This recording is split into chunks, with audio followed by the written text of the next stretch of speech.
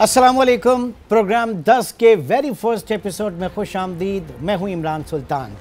Eid holidays and long weekend is going to be over now.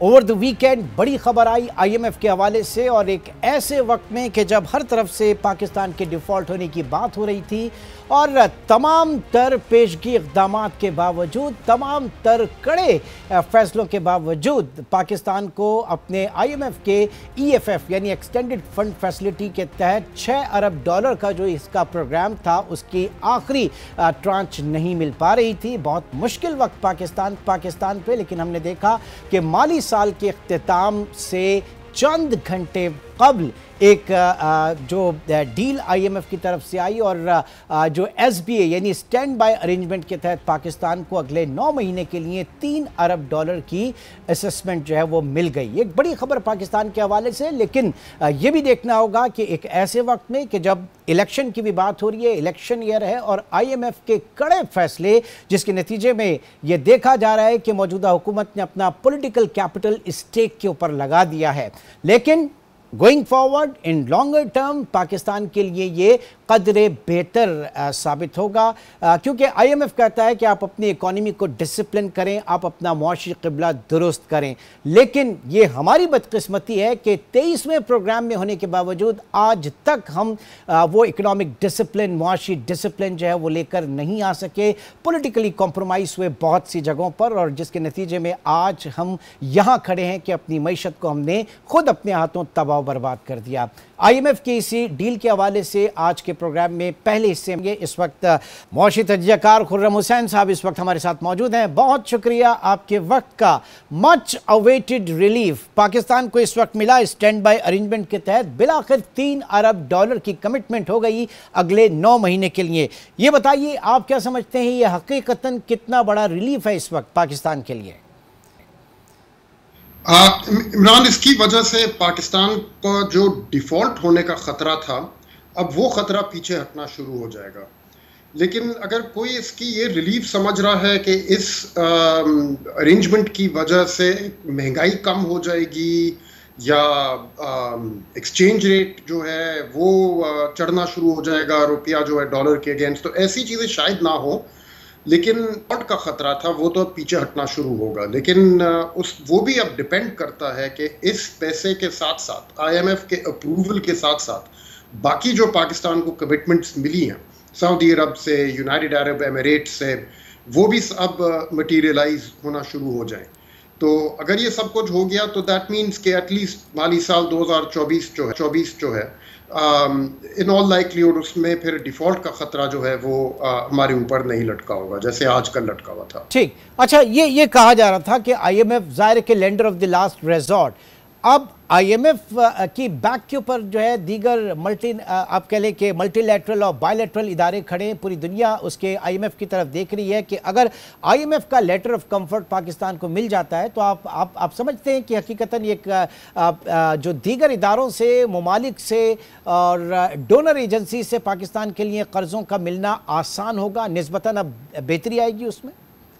जी, माजी में तो ऐसे ही होता है, और इस दफ़ा भी इस एग्रीमेंट से पहले हमारे पास कुछ बयान थे वज़ीर आज़म साहब के, जो कह रहे थे कि भाई सऊदी अरब ने हमें कमिटमेंट तो दी है, लेकिन साथ साथ ये भी कहा है कि आप एक फंक्शनिंग IMF प्रोग्राम के ऊपर पहले चढ़ें, उसके बाद फिर हम कुछ डिसबर्स कर सकेंगे आपके लिए। और मुल्कों में भी ऐसे ही होता है कि IMF का जब अप्रूवल और IMF की सुपरविजन के अंडर उस मुल्क की मईशत आ जाती है तो उसके बाद फिर बाकी जो क्रेडिटर्स होते हैं वो भी फिर उनको भी ज़्यादा कंफर्ट मिलनी शुरू हो जाती है कि ठीक है, अब ये मुल्क जो है ये कम से कम डिफ़ॉल्ट तो नहीं करेगा, क्योंकि एक दफ़ा IMF प्रोग्राम पे कोई भी मुल्क आ जाए तो फिर डिफ़ॉल्ट तो नहीं करता। बहुत कम एग्जांपल्स हैं ऐसे, अलबत्ता फिर मुश्किल फ़ैसले करने होते हैं और तमाम और चीज़ें करनी होती हैं, लेकिन डिफ़ॉल्ट का ख़तरा जो है वो रुक जाता है। तो इस मरतबा कुछ ज़्यादा फ्रंट लोडेड नहीं था ये प्रोग्राम? फ्रंट लोडेड तो था, लेकिन उसकी भी कुछ वजहें थी ना। अब जैसे मार्च 2021 में पाकिस्तान को शुरू करना था अपना काम इस प्रोग्राम की बहाली के लिए।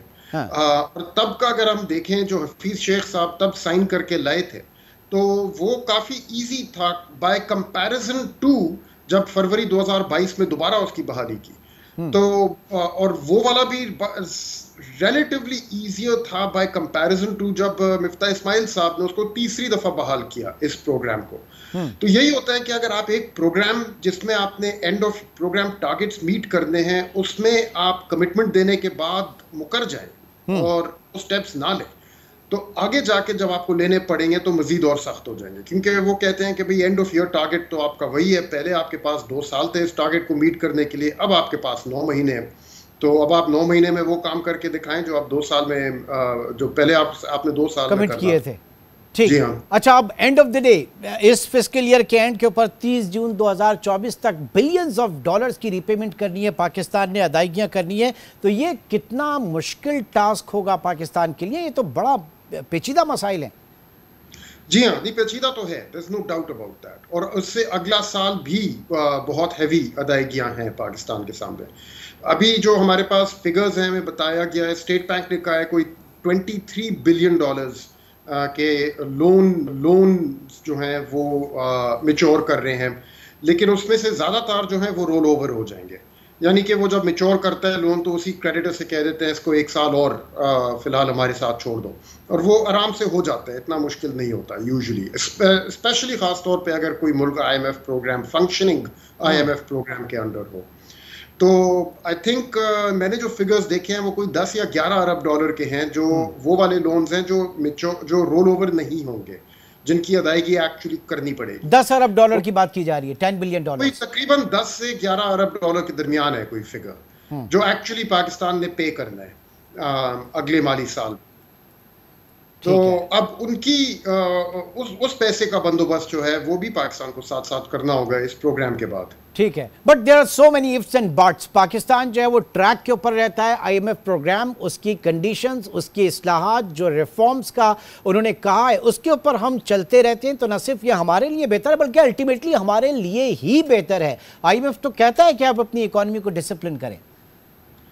हाँ, देखिए अभी जो प्रोग्राम साइन किया ये तो एक बहुत शॉर्ट टर्म स्टेबलाइजेशन प्रोग्राम है, ये आपकी मैशत में कोई जो लॉन्ग लास्टिंग मसले हैं उनको हल तो नहीं करेगा, ये बेसिक जो अभी इंस्टेबिलिटी मुल्क में पैदा हुई हुई है उसको स्टेबलाइज करेगा, पहले सिचुएशन को काबू में लाया जाएगा। ठीक है, यानी जो बुनियादी फर्क है EFF का और SBA का स्टैंड बाय अरेंजमेंट का, तो ये स्टैंड बाय अरेंजमेंट है, इसका स्ट्रक्चरल रिफॉर्म से फिलहाल, ताकि जो फौरी तौर पे पाकिस्तान को जरूरत थी वो इससे पूरी हो रही है।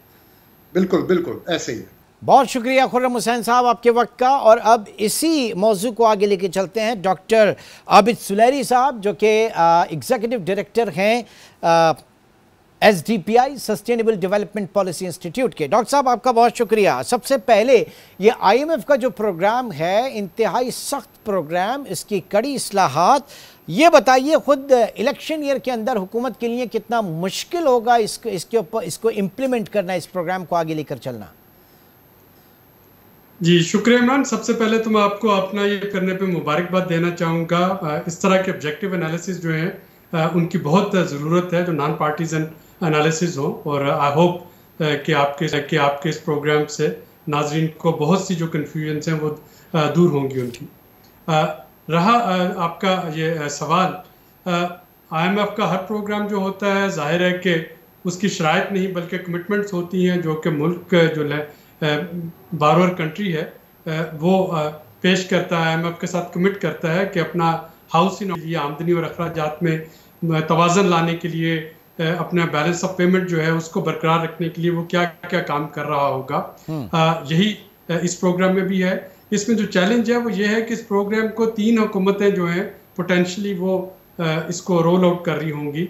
12 अगस्त तक मौजूदा हुकूमत होगी, फिर अगर सारा कुछ प्लान के मुताबिक चलता है तो केयर टेकर सेटअप आ जाएगा, फिर इलेक्शन आ जाएंगे, फिर इलेक्शन के बाद नई हुकूमत आ जाएगी।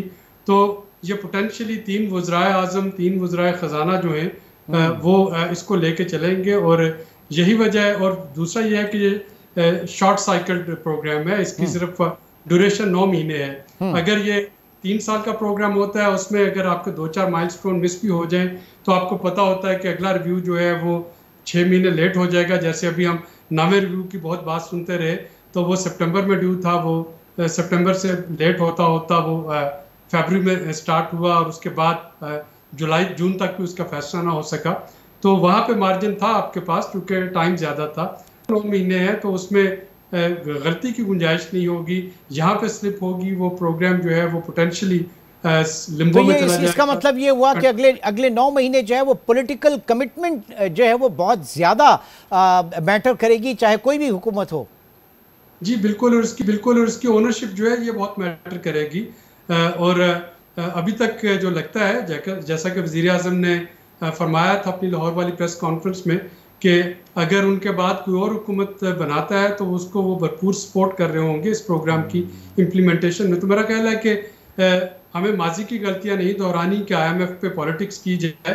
हमें IMF के प्रोग्राम को अगर वाकई जो ठीक। डॉक्टर साहब इस वक्त हम 23वें प्रोग्राम में हैं और अब से पहले कभी हमने इतना मुश्किल नहीं पाया डील करना। इस मरतबा कुछ ये भी कहा जा रहा था कि शायद ये जो रुकावट बन रही है कोई इंटरनेशनल दबाव है, आलमी सियासत का भी हिस्सा है, फाइनेंस मिनिस्टर की तरफ से भी इस तरह के इशारे मिले। आप समझते हैं कि कुछ रुकावट कहीं और से भी आ रही थी? देखिए, there is no free lunch. Obviously जब आप वेस्ट के साथ जाते हैं तो कुछ ना कुछ तो जो आजकल जियो इकोनॉमी का कॉन्सेप्ट है कि आप अपने डिप्लोमेटिक और फॉरेन पॉलिसी ऑब्जेक्टिव उसको इकोनॉमी के जरिए जो है वो हल करना चाहें, तो ये तो पूरी हासिल करना चाहें, तो ये तो पूरी दुनिया में चलता है। लेकिन IMF हो, वर्ल्ड बैंक हो या फैटअप हो, तो वो एक उनकी टेक्निकल SOPs भी होते हैं और वो एक चेकलिस्ट होती है जिसको कि पूरा करना होता है। और अगर आप देखें पिछले जो प्रोग्राम की सस्पेंशन की वजह बनी, तो बहुत सी ऐसी चीज़ें थी जो पाकिस्तान ने कमिट की, उसके बाद हमने वो एक ट्रांच लेने के बाद वो अपनी कमिटमेंट जो है वो अधूरी छोड़ दी। और जब हम कमिटमेंट अधूरी छोड़ते हैं तो फिर अगली ट्रांच मिलना जो है वो मुश्किल होता चला जाता है। और यही कुछ हमारे पिछले प्रोग्राम में हुआ। हाँ, अलबत्ता ये ज़रूर है कि वो जो डार साहब का पिछला प्रोग्राम जो कि मुकम्मल हुआ था, वो इससे मुकम्मल हुआ था कि उस वक्त पाकिस्तान की ओबामा एडमिनिस्ट्रेशन के साथ बड़ी गाड़ी छिन रही थी और उसमें 12-13 वेवर मिल गए थे जो हमने नहीं पॉलिसी स्टेप्स लिए थे, वो IMF वेव करता जाता था उसका बोर्ड। इस दफा हमें वेवर नहीं मिला और वेवर ना मिलने की वजह से ये प्रोग्राम जो है ये ज्यादा कॉम्प्लिकेट हो गया। अच्छा डॉक्टर साहब, अब ये भी एक तहफ़्फ़ुज़ात हैं अवाम के कि जनाब IMF प्रोग्राम तो हो गया लेकिन इसके महंगाई के तमाम तर रिकॉर्ड टूट जाएंगे, नया तूफ़ान महंगाई का आएगा। क्या ज़रूरी था कि महंगाई का बोझ, ये जो तूफ़ान है, ये अवाम के ऊपर मुंतकिल किया जाता? बजट में भी आपने देखा कि क्या कुछ हुआ? शायद थोड़ा सा बेहतर हो सकता था। फॉर एग्जाम्पल टैक्सेशन की यहाँ पे बात है तो सिर्फ सैलरीड क्लास पे ही टैक्स बढ़ाने की बजाय हमें यकीनन वो तमाम सेक्टर जो कि जिनको टैक्स अदा करना चाहिए और वो टैक्स नेट में नहीं है, बिल्डर्स हैं, ट्रांसपोर्टर्स हैं, जो बड़े फार्मर्स हैं, जो मुल्क के 20% जिनके पास 80% ज़राई रकबा है, तो उन लोगों की आमदनी sir wholesale retail, yes, wholesale retailer, yes. तो ये वो सेगमेंट है जिनको कि टैक्स नेट में लाना चाहिए था। आई होप कि वो अगले प्रोग्राम के रोल आउट ये लोग भी टैक्स नेट में आ रहे होंगे। देखिए इस वक्त चॉइस क्या थी, या आप फिलहाल वो जो ऑप्टिक्स की महंगाई है उसको बचा लेते और रुपया मजीद डेप्रिशिएट होता जाता, जिसके नतीजे में हमारी जो कुव्वत खरीद है वो कम होती जाती। यानी सपोज करें कि ये IMF प्रोग्राम ना आता तो उसका मंतकी नतीजा पहला यही था कि रुपये की जो कदर गिरती जा रही थी या मजीद गिरती चली जाती, और हम सब जो है जो कि इम्पोर्टेड कंजम्पशन है एनर्जी की या फूड, ठीक, यानी काबू पाया जा सकता था। There is a will, there is a way, बहुत सारी चीज़ें की जा सकती थी। बहुत बहुत शुक्रिया डॉक्टर आबिद सुलहरी, आपके व्यूज़ का, आपके IMF की इस डील के हवाले से और इसके जो भी होंगे पाकिस्तान की आवाम के ऊपर, उसके ऊपर आपने रोशनी डाली। प्रोग्राम हमारा जारी है, एक और टॉपिक के साथ हाजिर होंगे। एक छोटे से ब्रेक के बाद दोबारा मिलते हैं।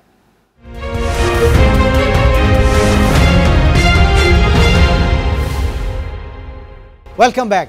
नाज़रीन, नौजवान तबका किसी भी मुआशरे के लिए रीढ़ की हड्डी होता है। वो उस मुल्क की, उस मुआशरे की खुशहाली की ज़मानत होता है। पाकिस्तान के हवाले से अगर बात करें तो 64% पाकिस्तान की आबादी जो है उसकी उम्र 30 साल से कम की है, यानी हम यूथ के हवाले से अगर बात करें, और हर साल तकरीबन 40 लाख के करीब हमारे नौजवान जो हैं वो रोज़गार की उम्र को पहुंचते हैं, लेकिन बदकिस्मती से सिर्फ 39% के करीब जो है वो जॉब उनको मिल सकती है या जॉब्स मिलती है, उनको रोज़गार मिलता है। जिन बेचारों को नहीं मिलती या जो अपने उस काम से आसूदा हाल नहीं होते, वो अल्टीमेटली फिर उनकी कोशिश होती है पाकिस्तान से बाहर जाने की, चाहे फिर वो किस तरीके से भी जाएं। और अक्सर ये देखा गया है कि गैर कानूनी ज़राए से जाने वाले बड़ी तादाद है पाकिस्तानियों की जो कभी किसी फ्रॉडी एजेंट के हत्थे चढ़ जाते हैं और उसके बाद उनके साथ बेचारों के साथ जो कुछ भी होता है उसकी आए दिन खबरें आती रहती हैं। पिछले दिनों ऐसा ही एक अंधोनाक सानिया जो वो पेश आया, यूनान के साहिल के करीब हादसे का शिकार होने वाली जो कश्ती थी, तकरीबन 700 मुसाफिर उसमें शामिल थे। उन 700 में 350 पाकिस्तानी नौजवान थे जो बेचारे उस सफ़र पे थे, उस बदकिस्मत कश्ती पर सवार थे। तकरीबन जो खबरें आई कि 104 मुसाफिरों को बचा लिया गया, जिसमें महज 12 पाकिस्तानी जिंदा बच सके। तो ये इतनी मायूसी क्यों है? ये क्यों पाकिस्तान से हर कोई बाहर जाने की कोशिश कर रहा है, चाहे वो हुनरमंद हो या पढ़ा लिखा हो या पढ़ा लिखा नहीं हो? इसी हवाले से आज हम बात करेंगे। बशीर मेमन साहब, साबिक DG FIA, इस वक्त हमारे साथ मौजूद हैं। बहुत शुक्रिया सर आपके वक्त का। ये फरमाइए, क्या वजह है कि ह्यूमन ट्रैफिकिंग के वाक़यात मुसलसल बढ़ते चले जा रहे हैं? मैं आपको एक अर्ज करूं, ये जो आपने कहा कि बढ़ते चले जा रहे वाकयात, ये आपने बिल्कुल सही इंट्रो में फरमाया कि ये something to do with economy and unemployment. और दूसरी बात अपॉर्चुनिटीज, हमारे पास अपॉर्चुनिटीज की भी कमी है और उजरत भी शायद कम है, बहुत कम है। लोगों की ज़रूरियात पूरी नहीं होती, इसलिए वो जाते हैं और डॉलर्स और पाउंड्स में और यूरो में पैसे कमाना चाहते हैं। आप देखें, जितने भी खुशहाल मुल्क हैं वहां से ह्यूमन ट्रैफिकिंग होती नहीं है, उसमें ट्रैफिकिंग होती है। हाँ। सऊदी अरेबिया, मिडल ईस्ट का कोई नेशनल आपको नहीं मिलेगा इस किश्तियों में इस तरह शहीद होते हो। बदनसीबी से हम लोग हो जाते हैं। अब मैं आपको थोड़ा सा अर्ज करूं, फिलीपींस भी हमारी तरह का मुल्क है। वहां पे हुकूमत ने इस तरह के सिस्टम्स बनाए हुए हैं कि वहां से लोग ट्रेन होते हैं, हुकूमत उनके लिए जॉब्स तलाश करती है यूरोप में, सऊदीया में, UAE में, और फिर वहां से लोगों को भिजवाया जाता है ऑफिशियली। वो लोग फॉरेन एक्सचेंज कमा के भिजवाते अपने मुल्क में अपने प्यारों को। लेकिन बदकिस्मती से आप देख ले, जो हमारे जो सर्टिफिकेट, जो टेक्निकल ट्रेनिंग इंस्टीट्यूट है, इंस्टीट्यूशंस हैं, वो काम नहीं करते। ठीक है, लेकिन सर जाहिर है कि वो ये मुआशी मसाइल तो हैं, but my point is this कि हमारी एजेंसियां, कानून नाफिज करने वाले इदारे जो हैं, वो इसको क्यों नहीं रोक पा रहे? आप सही फरमा रहे हैं। देखिए, ओपन बॉर्डर्स हैं, FIA का काम है। FIA तो उन लोगों को चेक करता है जो कि उन चेक पॉइंट से गुजरता है। एयरपोर्ट से आए, जमीनी रास्ते भी डिक्लेयर्ड है, वहां से अगर कोई आएगा या जाएगा कागजात के बगैर या कागजात जाली या सच्चे कागजात के साथ, उसके साथ गुजरता है। बाकी एरिया पे FIA का कोई ताल्लुक नहीं है। इसलिए FIA की प्रेजेंस इतनी मौजूद ही नहीं है। FIA सिर्फ और सिर्फ गेट कीपर के तौर पे मौजूद है। नहीं तो आप क्या मैरीटाइम भी है ना, उसमें देखते हैं कि इंडियन अगर मछेरे वो पाकिस्तान आ रहे होते हैं तो उनको रोका जाता है। इसी तरीके से क्या किस चीज़ की ज़रूरत है कि इसके स्कोप को, इसके दायराकार को बढ़ाया जाए? ये 350 बंदा जो है वो पाकिस्तान से बाहर जा रहा है इस तरीके से। ये अर्ज कर रहा हूँ कि हम ये क्यों सोचते हैं, हम क्यों नहीं ऑर्गेनाइज हो सकते फिलीपींस की तरफ? हम क्यों नहीं ऑर्गेनाइज हो सकते? बांग्लादेश में पहले तो आपको याद होगा कि यहाँ पर बांग्लादेशी, बहुत ज्यादा बांग्लादेश के लोग कराची में और बड़े शहरों में नौकरियां करते थे, इलीगली आए हुए थे। अभी कम हो गए हैं, आना भी कम हो गया, आ भी नहीं रहे, इसलिए उनके पास एम्प्लॉयमेंट अपॉर्चुनिटीज आ गई हैं। अच्छा, ठीक है, लेकिन लास्ट में जाते जाते ये आलमी सतह पर ये कितना बड़ा नेटवर्क है ये ह्यूमन ट्रैफिकर्स का सर? मैं आपको अर्ज करूं, जब मैं DIG FIA था तो वहाँ पे एक कश्ती भी डूबी थी इसी तरह, उसमें भी शहीद हुए थे पाकिस्तानी। और एक जो बड़ा अंदोनाक वाकया ये था कि एक बच्चा था जो कि ईरान में सिक्योरिटी फोर्सेस के हाथों फायरिंग से बचने के लिए एक पहाड़ पे चढ़ा और बर्फ में धंस गया था। उसके लिए हमने इंक्वायरी के लिए भेजा भी था और वहां पे ऐसे ही दफना दिया जाता है, जैसे कि वो लावारिस होता है, उसको ऐसे ही दफना दिया जाता है। कहने का मकसद ये है, बड़ी सिंपल बात है कि आप किसी और यहाँ से जो ईरान जा रहा है, आप देखें ना, ये इंटरनेशनल हो गया। ठीक है, यानी अल्टीमेट सोल्यूशन आप ये कह रहे हैं कि जनाब मुआशी हालात बेहतर हो, रोजगार बेहतर मिले तो पाकिस्तान से फिर किसी को ज़रूरत नहीं है कि वो इस तरीके से बाहर जाए। बहुत बहुत शुक्रिया। साबिक DGFIA बशीर मेमत मौजूद थे और अब आपके साथ एक ऐसे शख्स को मिलवाएंगे हम, तारिकीन वतन, तकरीबन 20 साल पहले पाकिस्तान छोड़ा, यूरोप में, फ्रांस में इस वक्त मौजूद हैं और वहाँ पे उन्हें जब ये गए थे, किन हालात में गए थे और उसके बाद ये जो कहते हैं ना कि बड़े दूर के ढोल सुहाने नज़र आते हैं, जो वहाँ पहुँच गया, बड़ा लैविश लाइफ स्टाइल, उसकी जो कीमत अदा करनी पड़ती है, इसके ऊपर मैं बात करूँगा। राना अब्बास साहब इस वक्त हमारे साथ मौजूद हैं। जी राना अब्बास साहब, बहुत शुक्रिया आपके वक्त का। सबसे पहले ये बताइए, आप कितने अरसे कबल पाकिस्तान से गए थे और क्या बहुत आसान होता है इस दयारे गैर में रहना? जी अस्सलाम वालेकुम। सबसे पहले मेरी तरफ से आप सबको अस्सलाम वालेकुम और ईद मुबारक। उसके बाद मैं ये कहना चाहूँगा कि 94 में मैं पाकिस्तान से निकला था और जिन हालात में निकला था, क्योंकि उस वक्त पाकिस्तान में और मेरा ख्याल आज भी जो इकॉनमी क्लास के लोगों के लिए कोई ख़ास मुझे मौके नहीं नज़र आते, मेरा फ्यूचर नहीं नज़र आ रहा था, इसलिए तो मैंने भी डिसाइड किया अक्सर दूसरे पाकिस्तानियों की तरह कि मैं भी दियारे गैर में जाकर अपने लिए कोई रोज़ी का सिलसिला के लिए कोई कोशिश करूँ। तो मैं पाकिस्तान से एज ए स्टूडेंट बुल्गारिया आया था और वहाँ से मैं लीगल आया था, लेकिन वहाँ से इलीगल मैं ग्रीस गया और ग्रीस से बड़ी मुश्किलें साथ 1 साल गुजार कर मैं इटली पहुंचा। इटली से यहाँ फ्रांस आया 1997 में और बड़ी मुश्किलात रस्तों में देखी, भूखें देखी, प्यासें देखी और रियली में बहुत मुश्किल, और 2 दफ़ा मैंने मौत को अपने करीब से देखा। हाल ही में जिस तरह ये यूनान के करीब जो वाक़या पेश आया ना, यकीन करें बहुत तकलीफ हुई देखकर, क्योंकि मैं खुद इस तरह के एक सफ़र से गुजर चुका हूँ। तो यहाँ फ्रांस आकर जो यहाँ पहुँचे तो बड़ी उम्मीद थी कि जिस तरह दूसरे पाकिस्तानी जल्दी सेट हो जाते, लेकिन बहुत मुश्किल है। ना अपने मदद करते हैं ना कोई दूसरा गैर मदद करता है, अपने पाँव पे खुद ही मेहनत करनी पड़ती है। लेकिन उसका ये है कि इस मुल्क में मेहनत करने से आपको डेफिनेटली उसका अजर जरूर मिलता है। ये बताइए कि वहाँ पे अगर कोई पाकिस्तानी पहुँचता है, जैसे आप पहुँचे, तो किस तरह से ग्रीन कार्ड के हवाले से या इज़ाइलम के हवाले से, ज़ुबान के हवाले से, कम्युनिकेशन के हवाले से, चीज़ों के हवाले से कितनी मुश्किलात देखने को आती हैं?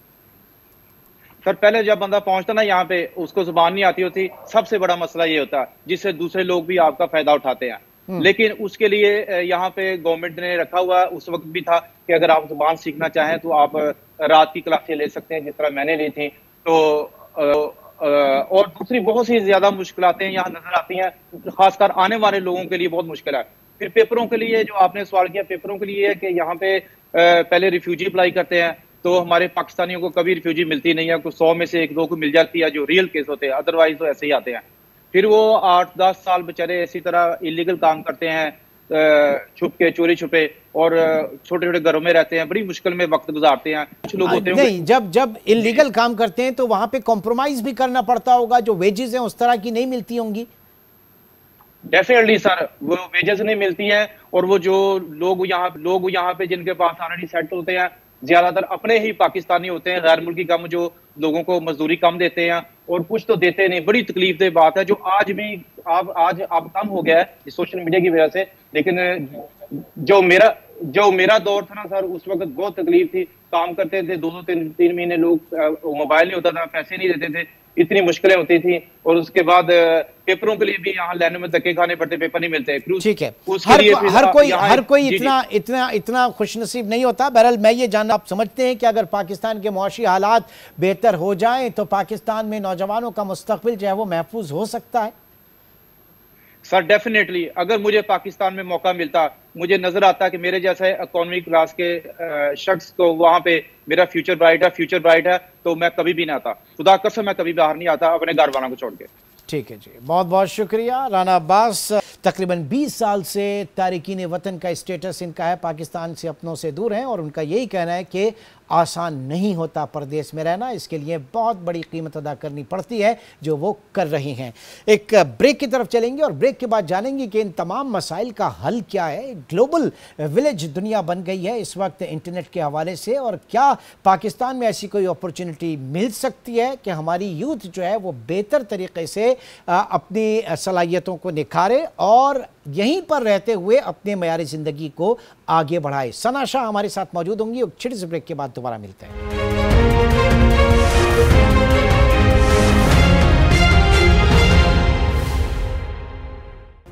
मुल्क के मुआशी हालात अबतर हैं इस वक्त। मायूसी, ज़ाहिर के यूथ नौजवान जो है वो मायूसी का शिकार हैं, लेकिन टनल की दूसरी तरफ रोशनी की कोई किरण भी है। इसी के हवाले से बात करेंगे। इस वक्त कराची स्टूडियो में सना शाह हमारे साथ मौजूद हैं। आप प्रोग्राम मैनेजर हैं नेशनल इंक्यूबेटर सेंटर कराची की। सना, बहुत शुक्रिया, बहुत शुक्रिया। बात यह कि इंटरनेट और सोशल मीडिया ने ई कॉमर्स ने दुनिया को बदल दिया। पाकिस्तान कब बदलेगा? क्या ज़रूरी है कि डॉलर, यूरो, दरम कमाने के लिए आप यूरोप जाएं, अमेरिका जाएं, यूएई जाएं? पाकिस्तान में भी तो बैठ के कुछ हो सकता है। और स्पेशली मुझे पता है कि आप लोग कुछ कर रहे हैं तो क्या कर रहे हैं, ज़रा बताइएगा। जी, सो पाकिस्तान कब बदलेगा, आई थिंक ये डिबेट हम बचपन से सुनते आ रहे हैं और आई थिंक आगे भी ये चलता रहेगा। और जो मेरी आपकी बात अभी हो रही थी कि we used internet for all the wrong things that we as you बिलखुसूस सोशल मीडिया के हवाले से जो है वो तो बहुत ही डिजास्टर हुआ। टिकटॉक को ही आप देख लें, दुनिया में कंटेंट जो है टिकटॉक पे किस तरीके का होता है, and then unfortunately what we see in Pakistan.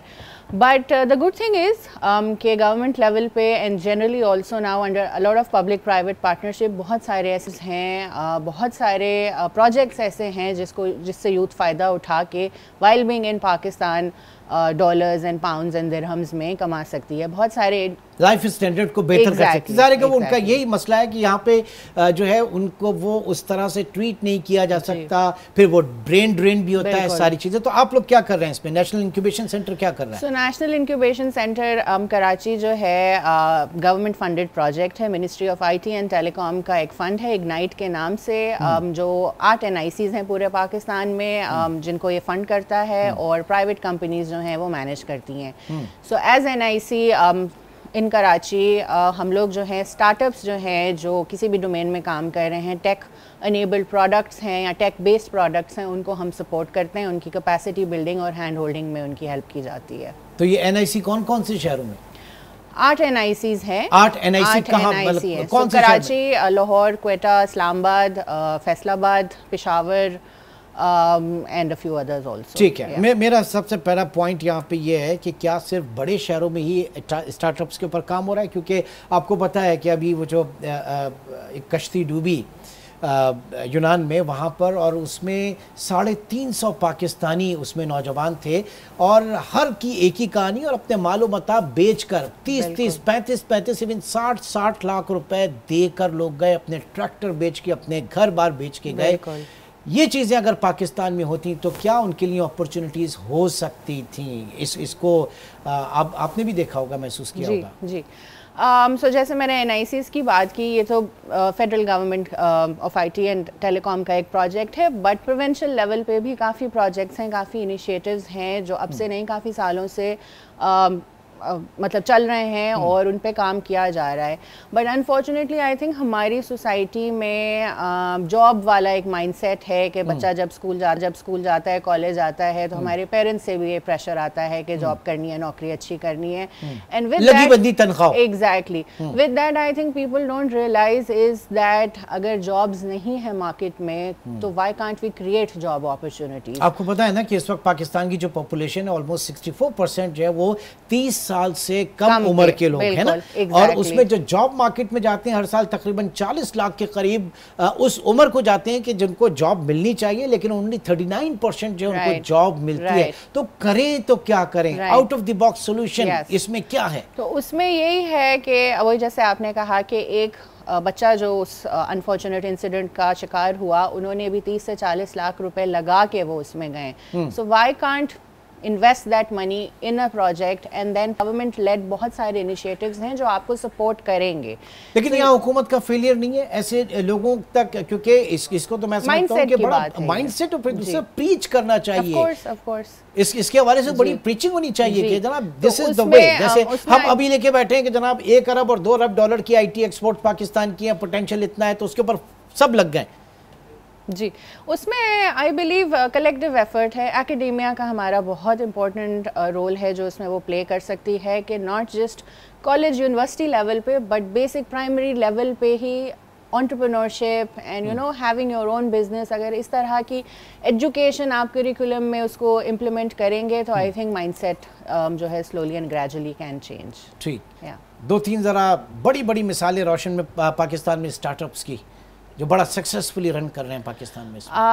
काफ़ी सारे हैं हमारे, अगर आप NIC में ही देख लें, एग्री में एक स्टार्टअप है फामदार के नाम से, वो बहुत अच्छा काम कर रहा है। फिनटेक में 2 वेरी यंग बॉयज़ हबीब यूनिवर्सिटी के हैं, YPay के नाम से हैं, जिन्होंने एक फाइनेंशियल मैनेजमेंट प्लेटफॉर्म जो है वो क्रिएट किया है और उस पर वो काम कर रहे हैं। बाइकिया एक अगेन सक्सेस स्टोरी है। उसके अलावा बहुत अमेजिंग स्टार्टअप्स हैं जिन्होंने फंडिंग भी रेज की है और काफ़ी अच्छा काम कर भी रहे हैं। ठीक है, तो लास्ट ये जानना चाहूँगा कि ये बेचारे जो 350 पाकिस्तानी गए थे वहाँ पर, क्योंकि हर पाकिस्तानी उनके लिए बहुत दुख महसूस कर रहा है, बिल्कुल, क्या हो सकता था उनके लिए पाकिस्तान में in your field? I think in my field वो यही है कि वो जो गैप है एक between once you pass out as a student और जॉब अपॉर्चुनिटीज़ जो नहीं मिल रही हैं, तो एज NICs एंड कलेक्टिवली जितने भी स्टेक होल्डर्स हैं वो उस ब्रिज को जो है उस गैप को जो है वो ब्रिज करने की कोशिश करें और इन नौजवानों को बाहर जाने की ज़रूरत ना पड़े इतनी कि वो पाकिस्तान में रह के ही वाइल यूटिलाइजिंग दैट मनी उसको पाकिस्तान में रह के अपने लिए कुछ बेहतर कर सकें, पाकिस्तान में रह के उसको लिए अपना बेहतर करें, अपने बेहतर करें। बहुत बहुत शुक्रिया। सना शाह हमारे साथ मौजूद थी। और नाज़रीन, आज के प्रोग्राम में ज़ाहिर है कि पाकिस्तान के मुआशी हालात इस वक्त बहुत पेचीदा है, बड़ी पतली हालत है, लेकिन ऐसे में कोई ना कोई अपॉर्चुनिटीज़ ज़रूर होती है। तो आज हमने मुख्तलिफ एंगल्स से जानने की कोशिश की कि वो लोग जो पाकिस्तान में हैं जो अपने सरमाए से या कम से कम अपने आइडियाज़ के साथ आगे बढ़ सकते हैं, और स्टार्टअप्स जो दुनिया भर में इस वक्त काम हो रहा है, पाकिस्तान में बड़ा पोटेंशियल है इस हवाले से। तो आज का प्रोग्राम कैसा लगा आपको हमें ज़रूर बताइएगा। इंशाल्लाह आपसे फिर मुलाकात होगी। टिल देन टेक केयर, अल्लाह हाफ़िज़।